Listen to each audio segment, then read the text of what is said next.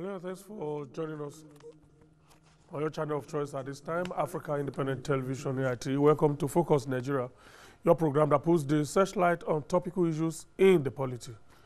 We'll be looking at the Nigerian Public Service today and efforts to reposition the civil service to be able to deliver efficiently. I will come back to build on that shortly, but let's keep you up to track on developments in the last 24 hours. The Senate resumed plenary on Tuesday after the Easter break, but could not sit for long. In keeping with his tradition, the Senate President Bukola Saraki adjourned proceedings after informing the plenary of the death of one of its members, Senator Isiaka Adeleke, who died on Sunday and was buried on Monday. The mood in the Senate was somber as members signed the condolence register opened in honor of the man who was chairman of the Senate Committee on Capital Market before his sudden death.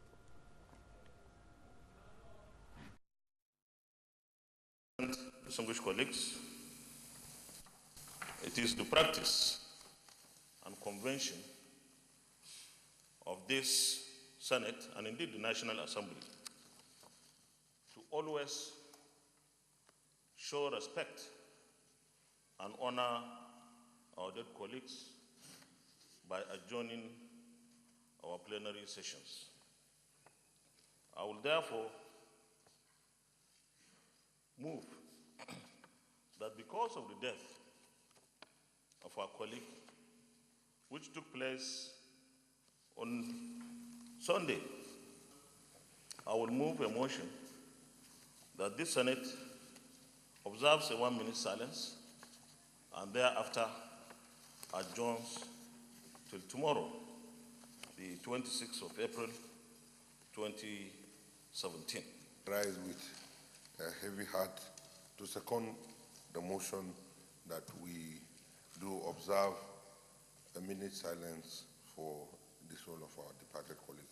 Those in favor of observing a 1-minute silence in honor of our departed colleague, say aye. Those against say nay. The ayes have it. May his gentle soul rest in perfect peace. Amen.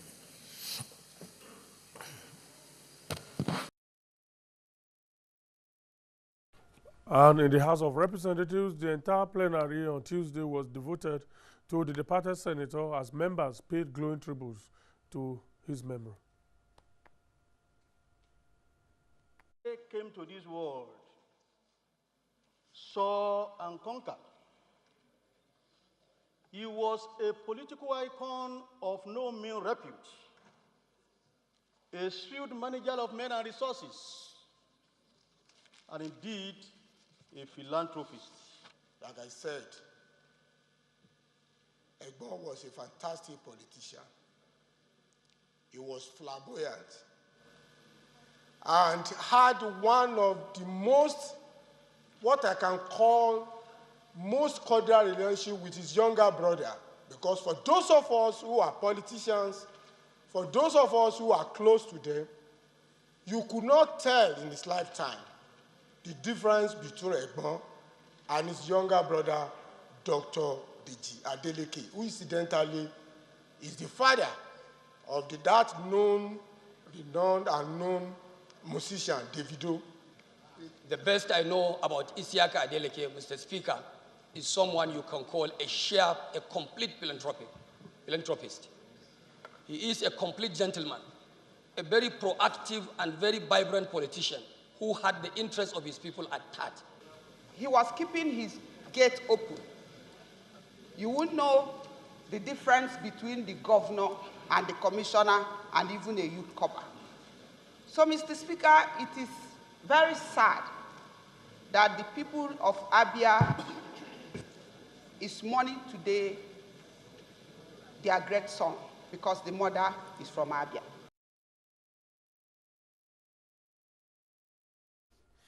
Members of the House of Representatives paying tribute to the memory of Senator Isiaka Adeleke, who passed on Sunday. And for the third time, a federal high court on Tuesday granted bail to the leader of the self-proclaimed indigenous people of Biafra, IPOB, Nnamdi Kanu, who has been standing trial on treason charges.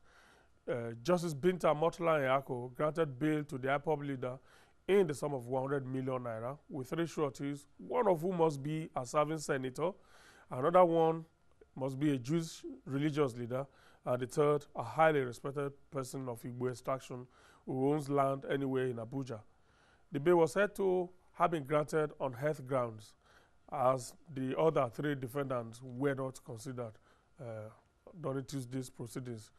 And yesterday's proceedings witnessed the presence of some high-profile spectators, including Governor Fayose of Ekiti State.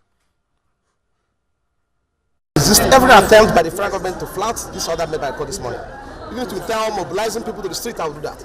And any attempt to flout this order will bring an end to this trial, because we will not subject this to further trial unless when that order is complied. We will not accept it any longer. I am here in solidarity with Nnamdi Kalu for his courage in the face of intimidation and harassment in our country, a country that belongs to all tribes, to everyone.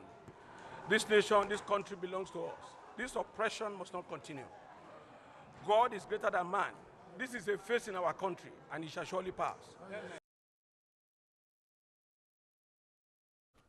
All right, we understand that Kanu and his family are already rejecting the bail conditions and all of that. Some of the developments shaping the polity at the moment, let's set the template for our discussions. For some time now, they clamor to restructure the size of government, reposition the ministries, parastatals, and agencies of government to cut waste, avoid duplication of duties, and reduce inefficiency in government, as occupied the front burner of public discourse. Perhaps this clamor is well-founded on the empirical evidence that at the moment, the size of government is unnecessarily weighty, with many agencies and parastatals being duplications of each other, while some have ended up not addressing the issues for which they were established. From a sizable government that we started with in the First Republic under a parliamentary system of government, the scope of the Nigerian Public Service has grown steadily from its core policy implementation mandate now to full participation of government in all sectors of the economy through the establishment of agencies, parastatals, commissions, and corporations in different sizes. Successive governments since the 70s have been trying to keep up with the scope of responsibilities opened up by the constitutional obligations of the government in these areas of political, economic, social, educational, and environmental obligations, resorted to the establishment of these bodies to deal with these exigencies. While some of these MDAs were meant to be ad hoc interventionist agencies, political exigencies have led to many of them assuming permanent status, thus swelling the size of government. The result, of course, is that while the size of government has continued to grow so big, so also is the inefficiency in government. For some time, different attempts have been made to address this problem, but at the end, politics has always crept in, and the willpower to act is lost. A clear example is the Stephen Orosaye Committee set up in August 2011 by then President Goodluck Jonathan. And despite the frenzy of activities, nothing came out of it at the end of the day. The lack of political will to do the needful was clearly demonstrated by the White Paper Committee set up by the Jonathan government over the Orosaye report, which rejected virtually all the radical suggestions for reform made by Orosaye and his team. But there's the Bureau of Public Service Reform, which has been in existence since 2004, itself a product of one of such moves to downsize the size of government. With a mandate to initiate, coordinate, and ensure full implementation of government reform policies and programs, and with a self-imposed mission to facilitate the building of Nigeria's public service into a highly functional, professional, customer-focused, and result-oriented institution. The question is, how far has the Bureau come? So, how is the Bureau carrying out this arduous task of reforming the public service to turn it into an efficient service delivery machine? The Director General of the Beaureu, Dr. Joe Abah, will be joining me shortly as we look at all of this development. Join us after this break. See community action for good governance. They see poverty and want. We see perseverance and the will to go on. They see economic law. We see the ingenuity and creative spirit of our people. We are AIT News, fresh, authentic views of Africa. How would you rather see the world? AIT News, all sides, all the time.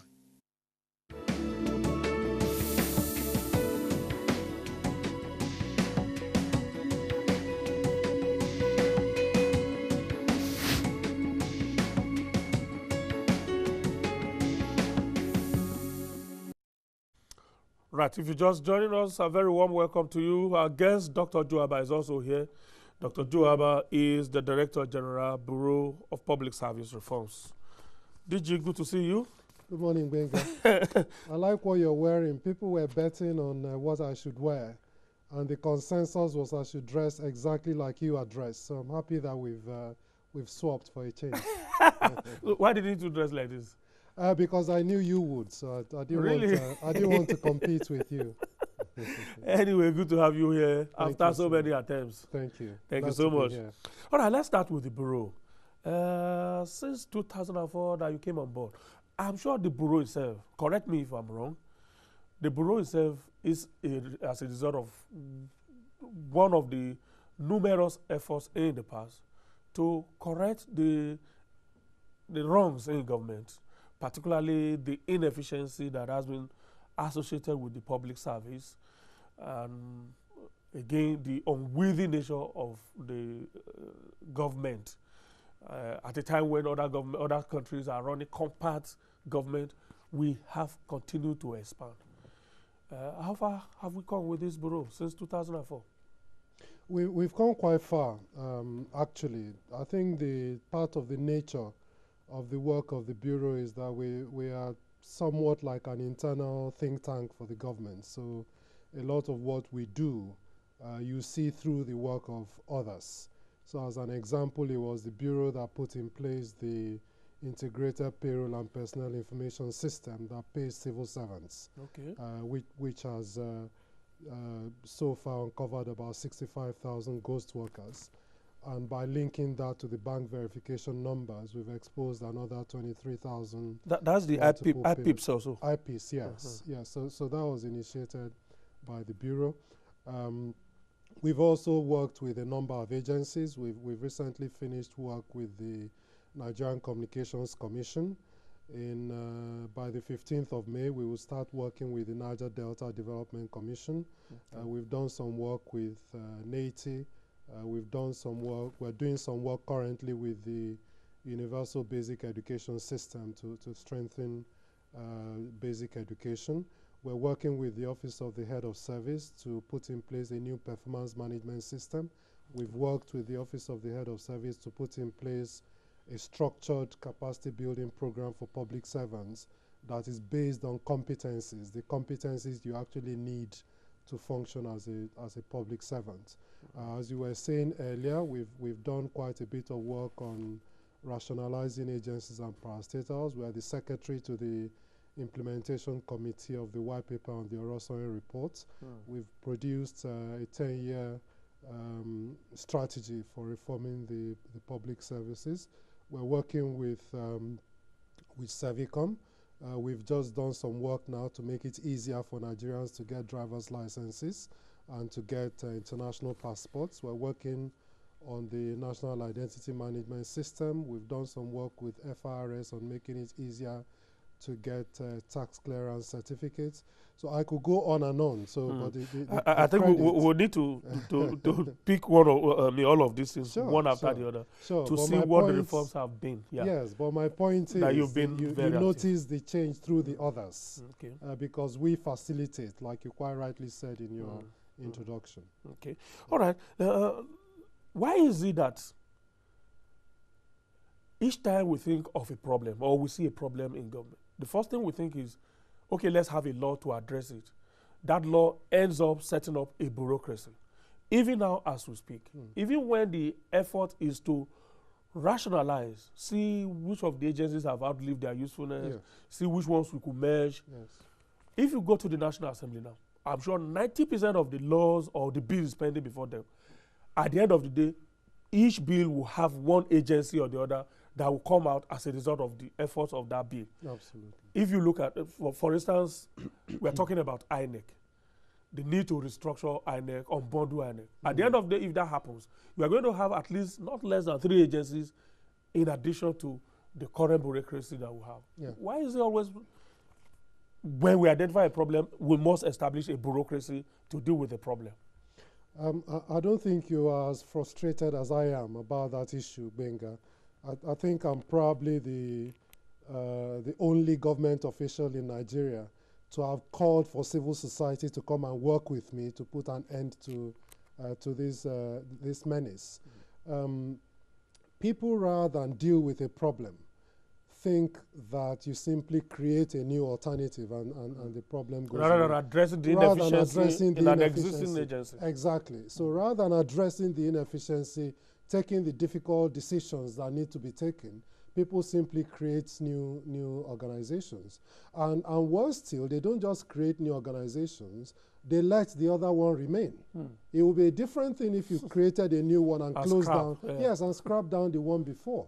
But we just have this unending cycle of creation of agencies. And perhaps for many legislators, they see it as, something tangible they've contributed. So you get every legislator arguing to have a university in his village.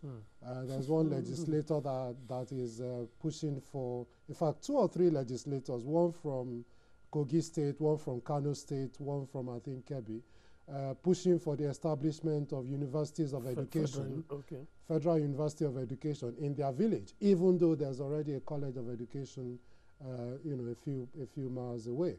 So these are some of the challenges that we face, and that's why in some cases, if you look at the Oroswan report, it actually recommended that we should stop funding many of these agencies. Yes, many of these agencies. And what the Bureau did was in, I think it was late in 2014, was actually to write to the Secretary to Government, asking him to write to the Minister of Finance to ensure that these agencies are not captured in the budget. For some that are recently created, we're encouraging the President not to assent to some of those bills, because we simply cannot afford to continue to fund these agencies. Could it be that government is being seen, particularly by politicians, as a patronage, such that we are turning the government to just a rentier kind of thing, to settle political obligations and all of that? There may well be an element of that. I mean, I was talking about the issue of the Peace Corps, which was created recently, which we opposed, and many government agencies opposed, because they were duplicating the functions of at least 7 other government agencies. And I was having that discussion with someone yesterday, and the argument was, this agency has created 10,000 jobs for Nigerians. That's not our job to do. Our job is not to create 10,000 jobs. I mean, at the moment, the public service constitutes probably less than 5% of the population. In fact, some say less than 2%. Yeah, less than 2%. We're consuming close to 70% of the budget. And so we cannot just continue to create and recruit. Otherwise, everything in the budget will be used to pay salaries to civil servants and public servants and do absolutely no work in the country. Let me take you back to some of the achievements that you listed earlier on, the IPs, for instance. Yes. Why is it difficult to advance it to all the agencies of government at the moment, considering the massive achievement it recorded within its first 2 years of introduction? Okay, there are two. One, in terms of the number of ghost workers that were identified, and then in terms of the cost saved to government. I can't remember the current figure. If you know, maybe you need to tell us as well. It's about 200 billion. 200 billion now, saved to government as a result of the IPs. And I'm sure that less than 30% has been covered. What are we waiting for in view of this massive benefit? There are two main reasons. The first is that there's organized resistance to its rollout. Organized? Organized. There's That's organized serious. resistance to its rollout. Coming from where? Principally by the universities, some paramilitary agencies as well. But Mr. President has directed that it must be rolled out to the entire public service. Mr. President himself and the Vice President have been captured on IPs that are paid from that platform. But the second reason is that there have been certain security lapses with regards to IPs. So despite the IPs, people have continued to use even the system to create ghost workers. Because what had happened is the IPs is an integrated personnel and payroll information system. But when we launched it, we focused on the payroll and not enough on the personnel. Okay. And after the Bureau, excuse me, after the Bureau piloted it, the decision was taken to transfer it to the Office of the Accountant General, who are the ones that handle the payroll. And that was given to a contractor to run. What was then happening was a few people were entering the system that were not known to the Federal Civil Service Commission, that are the recruiters of labor, or to the Office of the Head of Service that are the managers of labor. And that's why we had put a stop on the further rollout of IPs to make sure that the human resource suite was in place, because the proper cycle should be you are employed by the Federal Civil Service Commission or your agency or parastatal. Let's use a civil servant. So you're employed by the Federal Civil Service Commission, you're documented, you're sent to the Office of the Head of Service, who documents you and decides where to post you, based on which you should then go to the Office of the Accountant General to be captured for salary. So that way there's a clear chain of how you came into the system all through to how you're paid. That work has just recently been completed now by the Office of the Head of Service. So as soon as we have network security issues sorted out, it should be ready for rollout. Okay. You spoke about some innovations in driver's license, tax clearance, and passports. This would be in terms of obtaining those essential items. Yes. What are the innovations that have taken place, for instance, in driver's license? Because I know, for instance, and I don't know how long ago this innovation is, I know that it took me a lot of effort for me to get the new driver's license. I processed it in Abuja here and I got a temporary one. The temporary one expired over and over again. Took me more than almost 2 years. And in fact, in actual fact, it took the presence of the Corps Marshal on this program for him to direct that they must fish it out, for them to be able to find it in Jos. Whereas I did the biometrics and everything in Mabushi here. They found it in Jos. Again, when it eventually expired, it also took me knowing somebody for me to be able to get it on time. Otherwise, the temporary one they gave me again expired. So I'd like to know what innovation has happened in getting driver's license, for instance. The same thing probably also applies to passport. People who want to renew their passports can't get it done. Okay. First of all, you can renew your driver's license online from your bedroom now. Okay. You can even do it since from when? It's been that way now for, it must be close to 3 months now. Okay. So you can do it online. Right from the comfort of your Right house. from the comfort of your bedroom, from your smartphone, and you can pay online. Okay. So that is possible, and we have testimonies of various people who have done so. Tell us the how. They how? Yeah. Oh, you simply go to the Federal Road Safety Commission website, nigeriadriverslicense.org. So the license is with a CE at the end, nigeriadriverslicense.org. You go into renew your license. You can also go there to check the status of your license application, whether it's been processed or it's still pending or it's been delivered to the collection point. You can check the status there. You can renew online. You can make fresh applications online. Now, if you are renewing, you don't actually need to go into the office at all. You can bypass capture if you've already been captured before. Okay. So you can bypass capture, simply pay online, and you would have renewed your driver's license. Simply go and pick it up when it's ready. And you pick it up when it's ready. You get a text usually telling you it's ready. But like I said, the platform also has a facility for you to simply search, and it will tell you where it is in the processing cycle. The other thing that the Road Safety Commission has done, because for all of these things, the credit must go to the organization, not to us. Okay.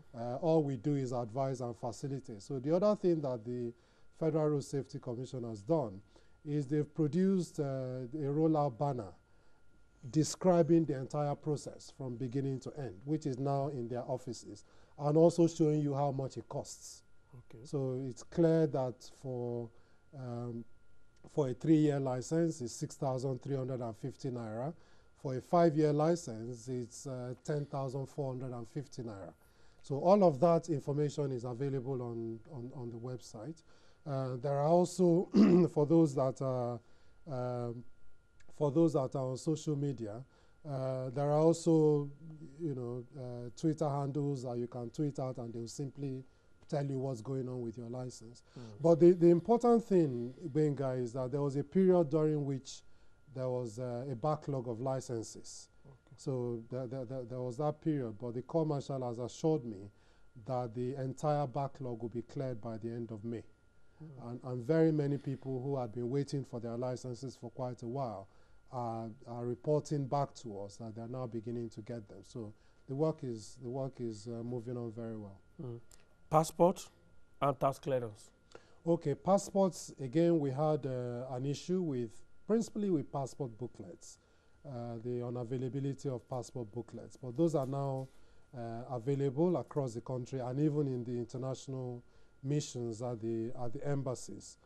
So those are now available. We've also done what we can to publicize the official costs of those passports. So to get a standard Nigerian passport is 15,000 naira for a 32-page passport, and it's 20,000 naira for a 64-page booklet. If you lose your passport, it's 20,000 naira. If you're doing a change of name, you no longer have to come to Abuja. You can do it in any of the passport offices in all the states. And if that change of name is as a result of marriage or divorce or death of a spouse, it's only 8,750 naira. There are also lower costs for people under the age of 18 and over the age of 60. So we've done a lot to try and publicize these costs. Our study took place in Lagos, Kano, Enugu, and Abuja. And in some of the places where we've noticed a lot of touting and a lot of misinformation to people, we have reported those, and the Immigration Service, to its credit, has actually issued a number of queries to a number of people. Let me quickly ask this follow-up question. It's coming from some of the tweets that we have here, and it's coming from K. Chase. He's saying, Bega, please, why are these new innovations, that is driver's license, not publicized? Because this is a real problem, and he's asking you to do something. I was going to even wonder why, if the FRSC has done something as innovative as this, and I'm wondering why they have not even bothered to let the media know about this. I'm surprised, really, that all of this happened more than 3 months ago. It is still a work in progress, and I agreed with the Corps Marshal that we will only do a joint press conference after the backlog has been cleared. Okay. So I wanted us to clear the backlog, and in fact, there's somebody, a friend of mine, that had bet us 500,000 naira that we won't be able to improve the process. Okay. He's willing to pay, and I said, just wait, let's clear the backlog. And El Clasico, is that the name? El Clasic or something like that, is asking, how about the problem we face trying to make some corrections on our international passport? My follow-up really on the issue of passport is, I mentioned the issue of scarcity. Is it as a result of inefficiency, as a result of corruption in the system, or what? What is responsible for this scarcity of passports? No, not at all. What had happened, Benga, is that, like I said, the standard Nigerian passport is 15,000 naira. Because a lot of people don't realize that the Nigerian passport, the e-passport, is actually a very sophisticated piece of hardware. It's not just a printed piece of paper. So it's embedded with a chip that's only made by 3 companies worldwide. Okay. The security paper is not currently available in Nigeria. Even the stitching of the thread, which you see, it's actually green, white, green if you put it under infrared light. Yeah. So this is a very sophisticated security document, which we simply don't have the facilities yet to print in Nigeria. So this was advertised internationally. A Malaysian company with a Nigerian subsidiary won the contract. So, and this is not unusual. Even the UK printed its passport abroad until like 5 years ago. Very many countries in the world do. But what had happened is that with the fall of the naira, your 15,000 naira, which was previously worth $100, is suddenly worth $30. That's the problem. And it wouldn't have been proper to have increased the price of the passport immediately. And so this led to a situation where the amount of money people were paying for the passport simply could not fund the passport. And so that's why I commend the Minister for Interior and the Controller General for Immigration for working with the central bank to try and overcome this logjam. So it's nothing to do with government has been kind of subsidizing all of that. In effect, in yes, way, yeah. in effect. So it's nothing to do with corruption. It's nothing to do with inefficiency. It's simply fluctuations in the exchange rates. Let's talk about the performance management system that you mentioned earlier on. What is it all about? Essentially, we currently have a performance management system which does not work. It's called the APA, the Annual Performance Evaluation Form. Report. Yeah. It simply doesn't work because 99.99% of civil servants score 99.99% of the marks. Yeah, because you, as a civil servant, you are filling your form, you know the next person who is going to evaluate you. Exactly. And it's either your friend or it's not your friend. Exactly. And I've been in the Bureau for 3.5 years. I think yesterday was the first time someone brought me an APA form to sign. Meanwhile, my staff had been getting promoted and all of that. But here's the important thing, Benga. For the first time, we've been able to map the competencies you need to function as a public servant in Nigeria. So you need to be able to, you need to have capacity to read a budget. You need to know about customer service. You need to know about key performance indicators. You need to know the anti-corruption rules, the procurement rules, the financial management rules, all of those things. So we've identified about 18 of these competencies and built a system around those competencies. And so when people's performance are assessed, number one, they are assessed against those competencies. Number two, we're introducing a system where you sign a performance agreement at the beginning of the year with your supervisor. So it's not when you don't perform, you say, oh, it's because I'm Christian, Muslim, from the East, West. It's clear what you signed. So if you don't perform, it's also clear that you haven't performed. And if for any reason it's because you were not given the resources you need, and that is a mitigating factor. But at least the issues will be a lot clearer. So that's what we're working on at the moment. The system is fully designed. All the forms have been fully designed. What we're battling with now is the issue of piloting, because if you pilot it in a number of agencies or in a number of ministries, how do you reconcile that with ministries that are not pilots and are still using the old system? That's what we're just trying to sort through now, but it's virtually fully designed. All right, because I know you have a very large following on the social platform. That's why I'm always trying to get there. And so many things are there. Let me see whether there are some of them raising questions. Umaru Wanda says, why do we need a new passport booklet when the old one expires instead of just the data page? The pages in the old one are still empty. Okay, sorry. Let me read more then. Can someone have more than one passport? Definitely no, except if one is a diplomatic passport and the other is... Can somebody have more than one passport? You're right. Only if the other one is an official passport or a diplomatic one. Yeah. And then there are certain special circumstances where it might be possible.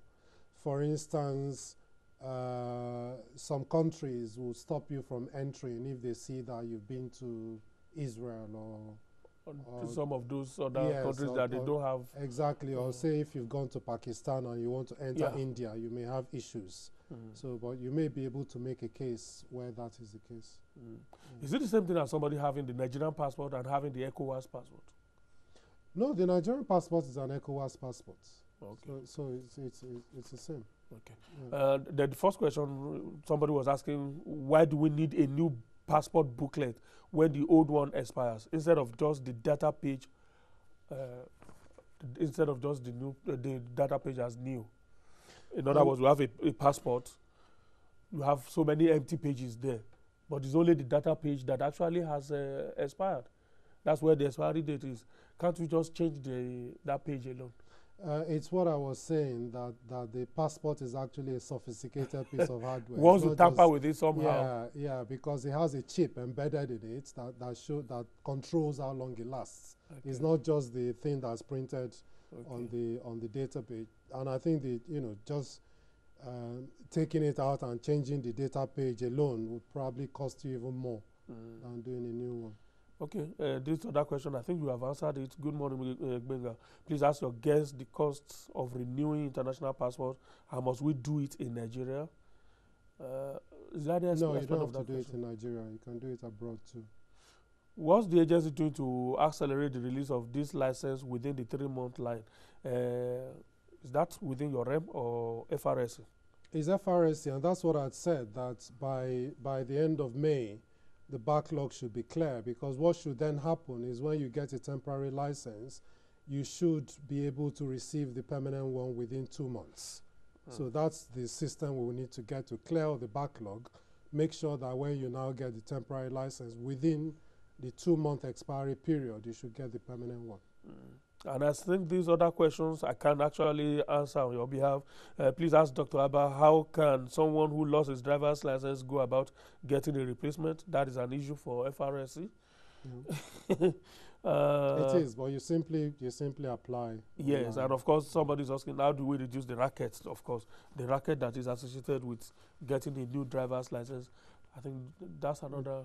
We do that by trying to minimize personal contact, and that's why we encourage people to go online. Yes, we encourage people to go online, pay in banks. Yeah. Okay, let's talk about the national strategy for public service reform that you just developed. Yeah. It's a kind of new model. It's not actually new, Benga. Okay. The Bureau first developed it in 2009. Okay. And you'll be surprised to know that a lot of the reforms even happening now were envisaged in that strategy in 2009. Things like the Treasury single account was actually envisaged in that strategy since 2009. And so when you get the political activists arguing whether it was President Buhari that introduced TSA or President Jonathan that introduced TSA, it was actually It's actually been there since 2009. What had happened is that the President Yar'Adua unfortunately died, and for a while, a lot of progress wasn't made on finalizing the strategy. So when I was appointed DG late in 2013, one of the first things I did was to resuscitate the finalization of that strategy. Again, we got it to a point where the Steering Committee on Reforms had approved it to go to the Federal Executive Council, and then the last administration lost the election. We knew at the time that the then incoming government had a number of different views about a number of things. So all of the social investment programs, for instance, the NPower programs, the school feeding programs, all of those things were not part of the last administration's agenda. And so we felt it was better to wait until the policies and programs of the incoming administration was clearer. It now is. We now have these various programs. We have an economic recovery and growth plan. We have a strategic intervention plan. So we've just we're just finalizing the updating of all of that, all of those initiatives into the strategy, so that it can be presented to the Federal Executive Council. So this strategy paper is not a fallout of the unfinished job of implementing the Oronsanye Committee report. Oh no, not at all. Not at all. One of the things that the strategy does recognize is the need to do two things. One, to rationalize parastatals, which is the work that Oronsanye did. Yeah. But secondly, and equally importantly, to improve the performance of parastatals. Yeah. And that's one area that the Bureau has been focusing very heavily on. Because even if you were to completely and fully implement Oronsanye, it doesn't mean agencies will work better.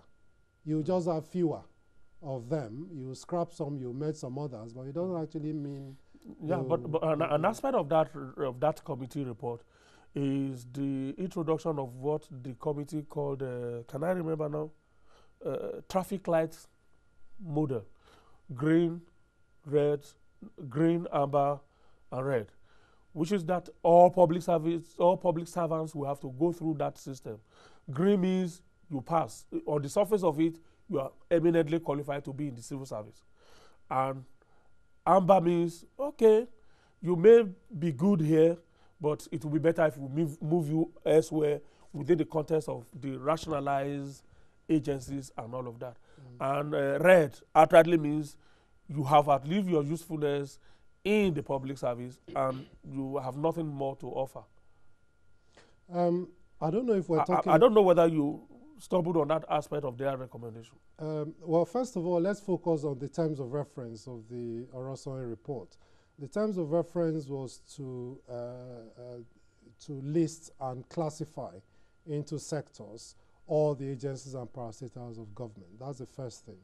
The second thing was to look at which ones are duplicating efforts that should be scrapped. The third was to look at which ones should be merged. And the fourth was to look at which ones government should cease funding. So he made a number of recommendations in this regard, and also recommended for management and staff audits in a number of agencies and parastatals. That's essentially what it recommended. So some of the issues he talked about were, if you like, peripheral to the terms of reference. Helpful all the same, but peripheral to the terms of reference, because you cannot just arbitrarily start to traffic light people. They may have used that system in their own analysis, you see, but that's why it's important to have a proper performance management system that starts with what is the mandate you're supposed to perform, how are you performing, how well are you doing. That's the proper way to do it. Okay, let's move from there. Well, from your position as the DG of the Bureau of Public Service Reform, what do you see as the main problem of the civil service in Nigeria? Is it salary?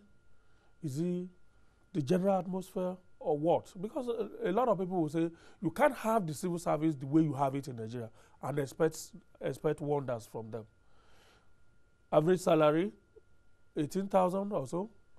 Who can that take home? No, the average salary is not 18,000. So minimum. The minimum wage. Minimum wage. Minimum wage is 18,000. Yeah. I completely agree with you that our civil servants are grossly underpaid.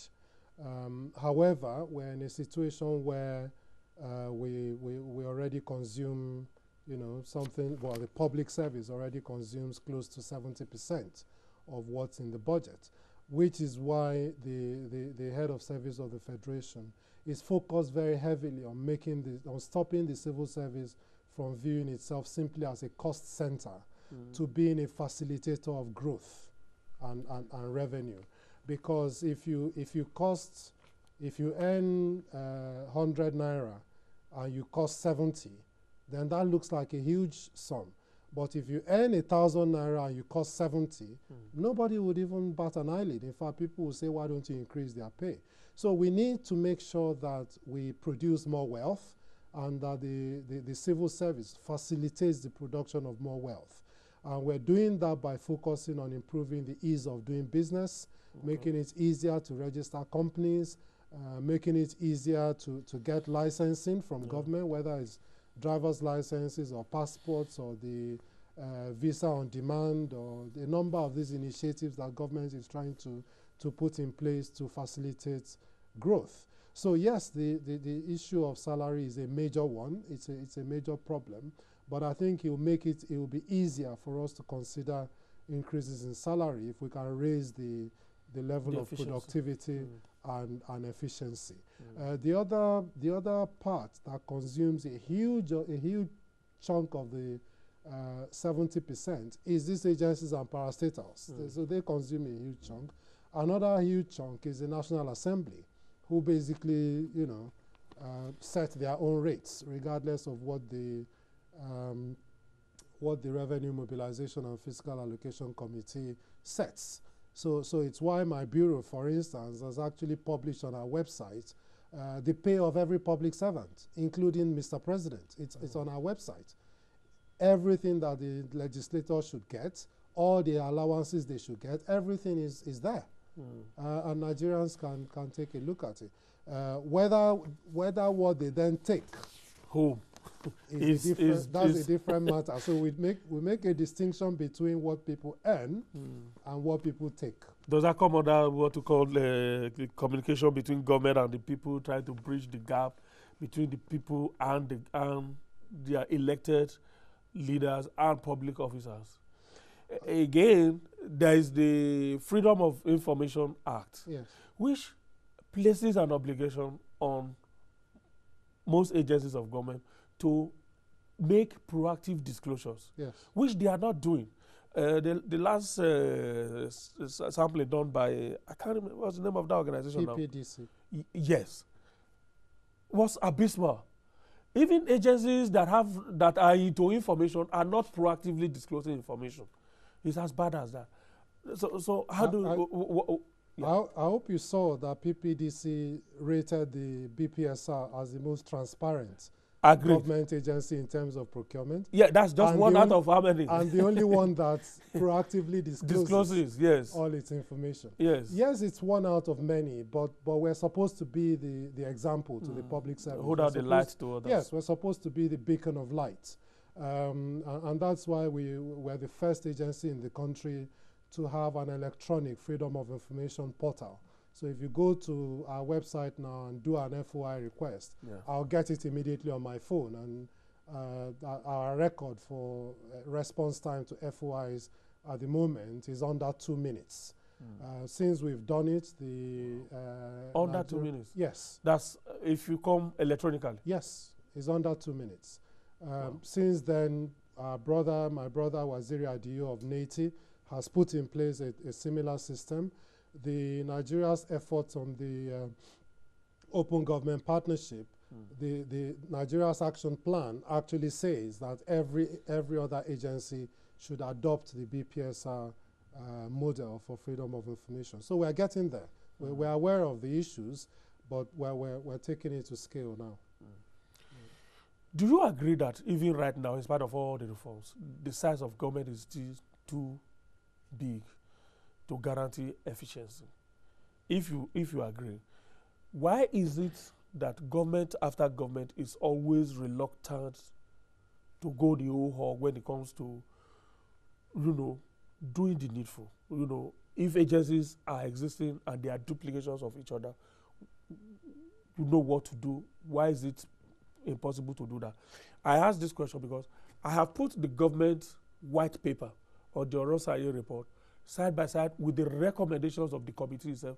And I say that what the government at the end of the day will achieve, if they even implement the white paper, will be just tokenism.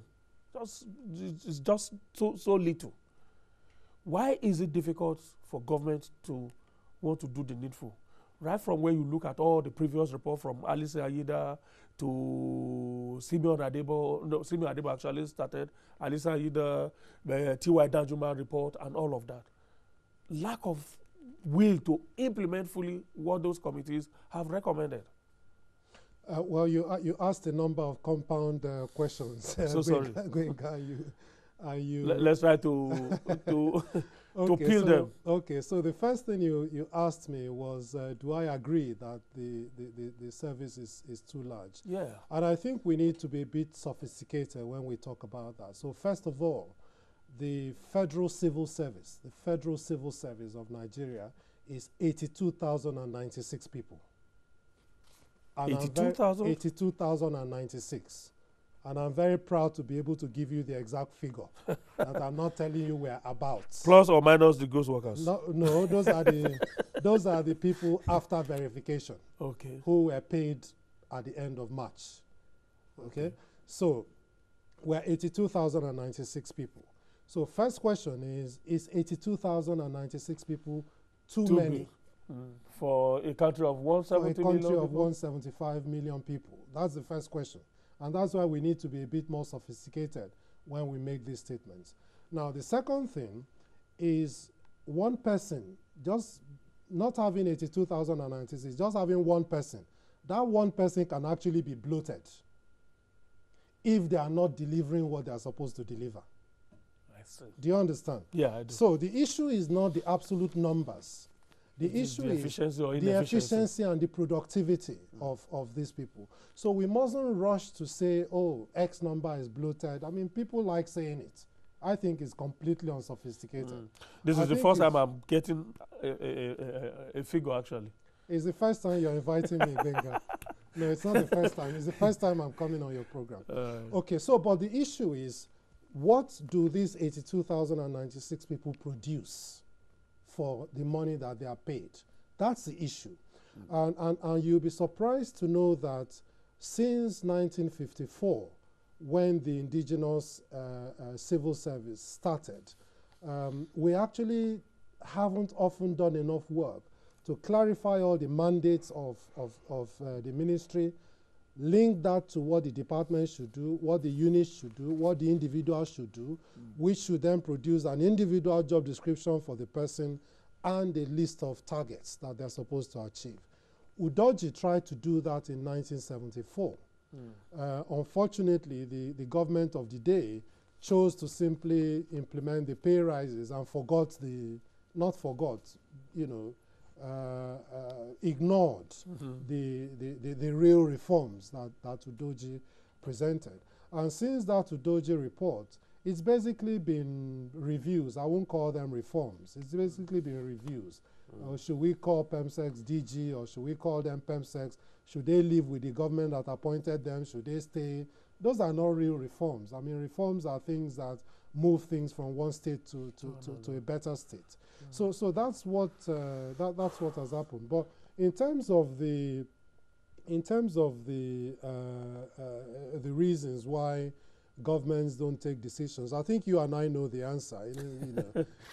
You and I know the answer. Politicians want to appoint DGs. They want to appoint board members, people who have worked for the party, and it's not unusual it's not limited to any particular administration. I think our argument has been, look, there are a number of principal agencies you shouldn't toy with.